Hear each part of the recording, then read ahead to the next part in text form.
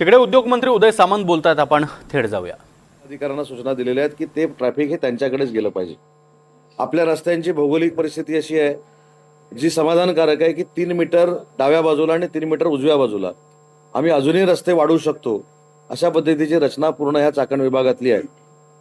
तर ते देखील 3-3 मीटरचे रस्ते वाढवण्याचा निर्णय आज आम्ही या बैठकीमध्ये घेतला।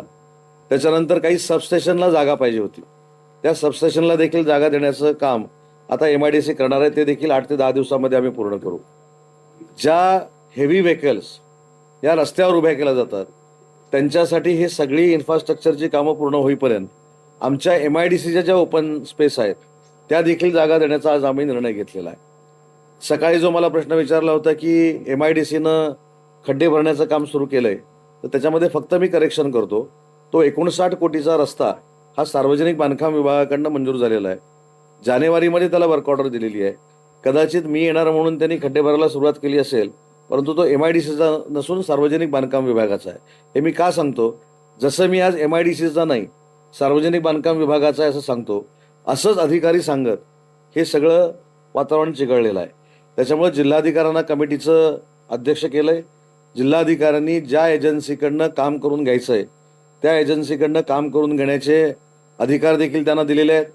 एखाद्या अधिकाऱ्यानं सांगितलेल्या वेळेमध्ये काम झालं नाही तर त्याच्यावर कारवाई करण्याचे देखील अधिकार त्यांना दिलेले आहेत।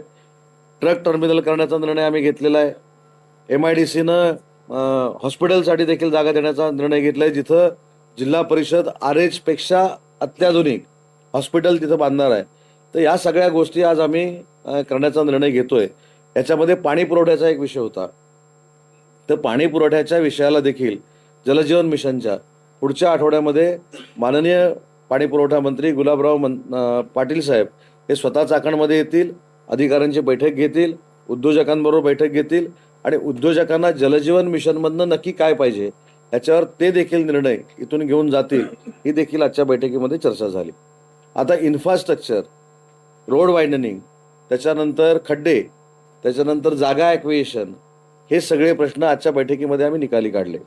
महेंद्राकडच्या रस्त्याचा जो एक विषय होता, 4 शेतकऱ्यांनी तो रस्ता अडवलेला होता आणि काही रस्त्यामध्ये शेतकऱ्यांनी जी आडकाठी केलेली होती त्या सगळ्यांचे पैसे आम्ही कोर्टात भरण्याचा निर्णय घेतलाय। कोर्टामध्ये भरून कंपल्शन ॲक्विजिशन करण्याचा निर्णय घेतलाय आणि ज्यावेळी त्यांना शेतकऱ्यांना आवश्यक असेल पैशाची, त्यांनी कोर्टामध्ये जावं आणि ते पैसे घ्यावे। काही शेतकऱ्यांच्या काही गैरसमजातनं अडचणी निर्माण झालेल्या आहेत, त्या देखील आम्ही दूर करू। दर शुक्रवारी पुणे जिल्ह्याच्या MIDCच्या संदर्भात दर शुक्रवारी जसा जनता दरबार भरतो तसा आता जिल्हाधिकारी देखील दरबार करतील, अशा पद्धतीची रचना आपण तयार केली। आणि मी देखील सांगितलं की फक्त हा मर्यादित चाकणपुरता विषय नाही, तर पुणे जिल्ह्यामध्ये अनेक मोठ्या MIDCs आहेत, तर 2 महिन्यातनं 1 दिवस पूर्ण हा फक्त आणि फक्त पुणे जिल्ह्यातल्या MIDCसाठी आणि उद्योजकांसाठी देण्याचा देखील मी निर्णय घेतलेला आहे। त्याच्यामुळे असंख्य गोष्टींवर चर्चा झाली, असंख्य शेतकऱ्यांच्या गोष्टीवर चर्चा झाली, पण ह्याचा सगळ्यातलं महत्त्वाचं सार काय होतं, तर या बैठकीला खासदार अमोल कोल्हे साहेब देखील उपस्थित होते आणि काळे साहेब देखील उपस्थित होते।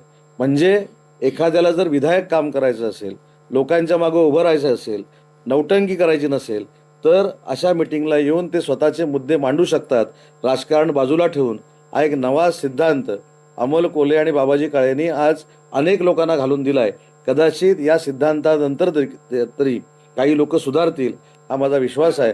मला राजकारणावर काही बोलायचं नाही, परंतु जे काही घडलं कालपर्यंत आणि त्याच्यामध्ये ह्या सगळ्या चाकण MIDCमध्ये राजकारण घुसवण्याचा प्रयत्न केला, त्याला उत्तर खासदार अमोल कोल्हेंची उपस्थिती होती आणि बाबाजी काळेंची होती। त्याच्यामुळे त्या प्रश्नावर आता मला काही बोलायचं नाही।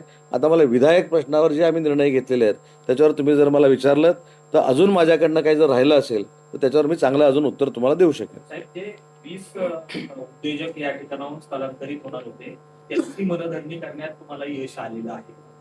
आमच्याकडे 2 कॅमेरे सुरू होते, तर मला माहित नाही तुमचे होते की आमचे होते। आमचे होतील, ते सगळं रेकॉर्डिंग मी तुम्हाला पाठवून देतो। आमची 2.5 तासाची जी चर्चा झालेली आहे ती सगळीच्या सगळी 2.5 तासाची मी चर्चा तुम्हाला पाठवतो। कोणाच्या सुपीक डोक्यातनं 20 इथले स्थलांतरित होणार आहे हे आलं, हे आमच्या 2.5-3 तासाच्या मिटिंगमध्ये 2.25 सेकंद देखील याच्यावर चर्चा झाली नाही।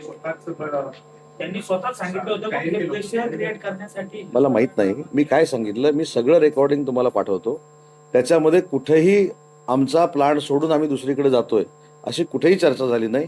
ज्या चर्चा झाल्या त्या अतिशय सकारात्मक झाल्या आणि त्या मिटिंगमधनं मला असं कळलं की या 3-4 वर्षामध्ये दरवर्षी 30% इंडस्ट्री या चाकण आणि पुणे परिसरामध्ये वाढते, हे मला त्या असोसिएशनच्याच लोकांनी सांगितलं. खरं तर काय नेमक्या त्यांच्या समस्या आहेत? कारण की इतर समस्या रस्ता असेल, ट्रॅफिक असेल, त्यासोबत इतर काय समस्या आहेत अजून वरील वस्तू? नाही, ह्याच मेजर समस्या आहेत ना. याच मेजर समस्या आहेत की पुण्यामधला असलेला कामगार हा इथं पोचायला किंवा अधिकारी पोचायला 1.5-2 तास किंवा 2.5 तास लागतात. मालकाला यायला वेळ लागतो. त्याच्यावर मी आज अजून एक धोरण त्यांना सांगितलं की ज्या इंडस्ट्री इथं आहेत त्यांनी जर क्लस्टर केलं आणि त्यांच्या अधिकाऱ्यांसाठी, त्यांच्या कर्मचाऱ्यांसाठी घरं बांधण्याचा त्यांनी निर्णय घेतला तर त्यांना देखील MIDC जागा देईल, अशा पद्धतीचं देखील धोरण आपण घेतलं.